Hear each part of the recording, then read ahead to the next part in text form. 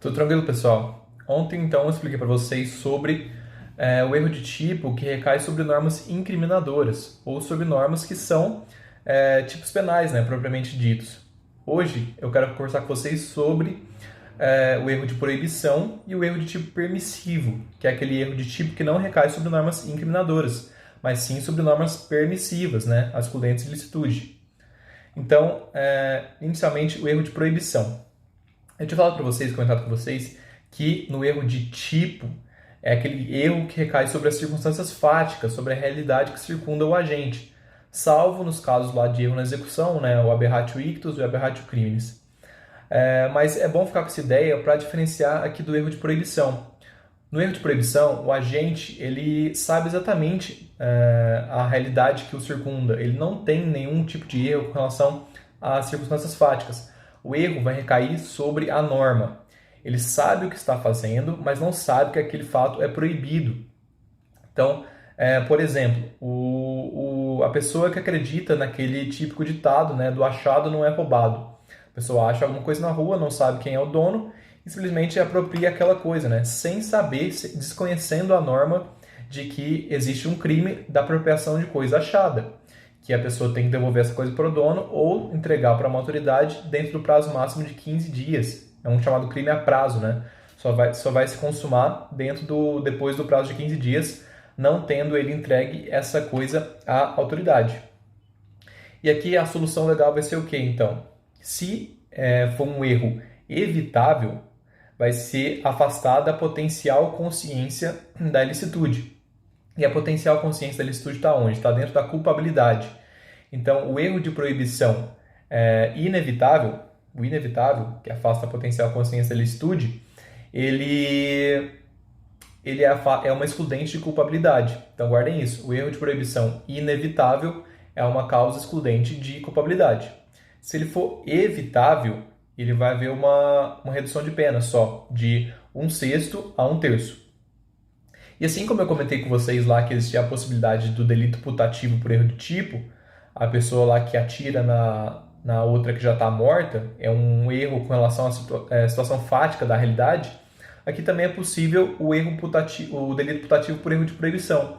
A pessoa realiza uma situação, realiza um fato, não tem nenhum erro com relação à situação fática, mas ele acredita na mente dele que aquele fato é proibido. A doutrina dá o exemplo do pai que faz sexo, por exemplo, com a filha, né? Tem uma relação incestuosa, uma filha maior de 18 anos. Ele pode achar que aquele fato é proibido, mas não é, apesar de ser fortemente reprovado, né, socialmente.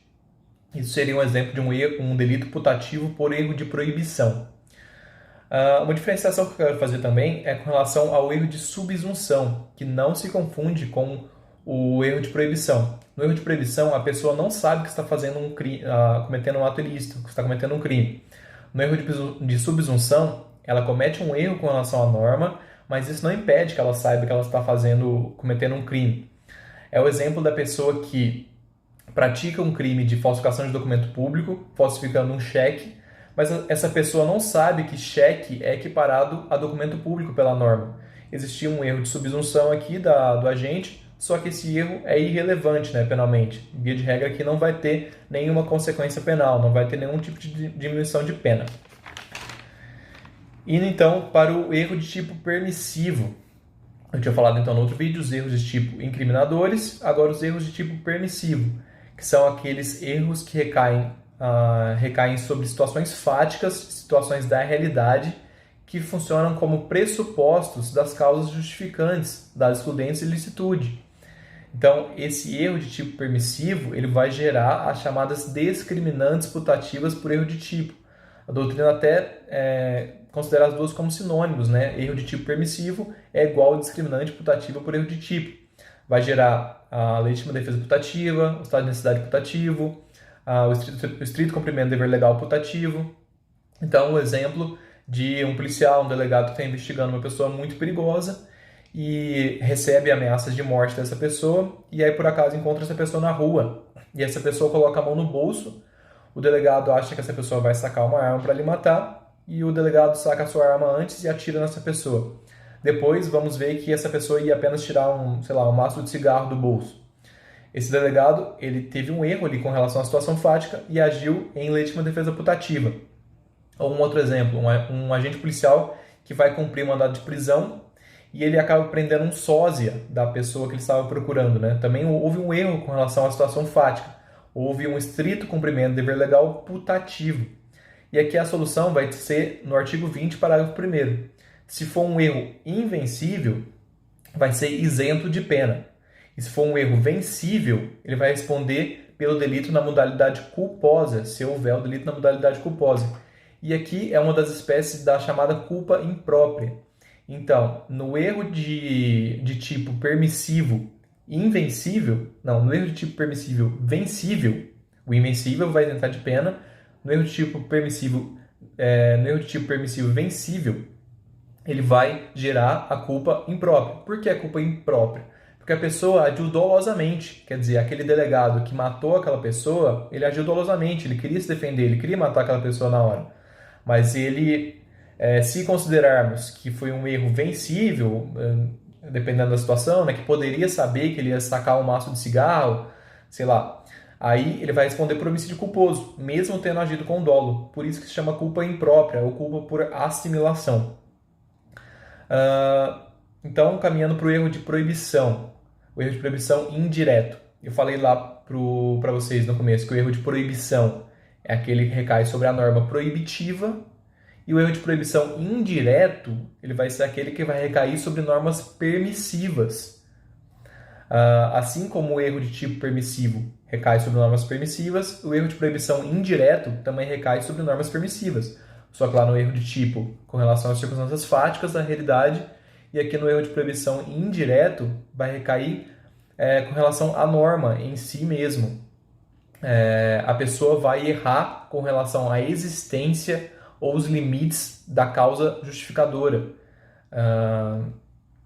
Então, por exemplo, aqui, ele, assim como no erro de tipo permissivo vai gerar discriminantes putativos por erro de tipo, aqui no erro de proibição indireto vai gerar as chamadas discriminantes putativas por erro de proibição. Aí a doutrina dá exemplos clássicos como o do marido que foi traído por sua esposa e aí depois ele, achando que poderia agir em legítima defesa da honra, mata ela. Esse exemplo está meio fora de moda, né? Porque hoje em dia isso não seria considerado mais legítima defesa putativa por erro de proibição, seria até um homicídio qualificado por motivo torpe, né? Mas enfim, é difícil achar exemplos nesse sentido, né, do erro de proibição indireto. Poderia ser também de uma pessoa que é roubada e aí em legítima defesa ela acha que pode matar esse ladrão, esse roubador em legítima defesa. Aqui não se confunde com o excesso em legítima defesa, porque aqui a pessoa acha de fato que a norma permite que ela mate o ladrão que está roubando ela, né? E aqui a solução legal vai ser igual ao do erro de proibição. Então, o erro de proibição direto tem a mesma solução legal. Se for inevitável, isenção de pena, excludente de culpabilidade. Se for, vai excluir a culpabilidade porque vai excluir a potencial consciência da ilicitude. Se for inevitável, redução de pena, de 1/6 a 1/3. Então, como eu disse, existe uma diferenciação com relação às discriminantes putativas, por erro de tipo ou erro de proibição. Essa teoria ela vem da teoria limitada da culpabilidade, que faz essa diferenciação, né? Quando o erro recai sobre pressupostos fáticos, erro de tipo permissivo. Quando recai sobre a existência ou os limites da norma, erro de proibição indireto. Mas também tem a teoria extremada da culpabilidade, que não vai fazer essa diferenciação. Para ela, qualquer erro relacionado às causas justificadoras, à excludência de ilicitude, vai ser um erro de proibição. Então, não existiria, para a teoria extremada da culpabilidade, erro de tipo permissivo. Só existiria o erro de proibição indireto, ou o erro de proibição.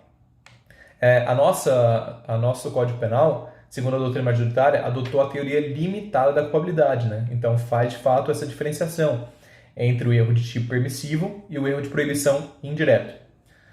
Eu sei que é muita informação, né? É difícil mesmo, mas espero que vocês tenham entendido, espero que tenham gostado. Abraço.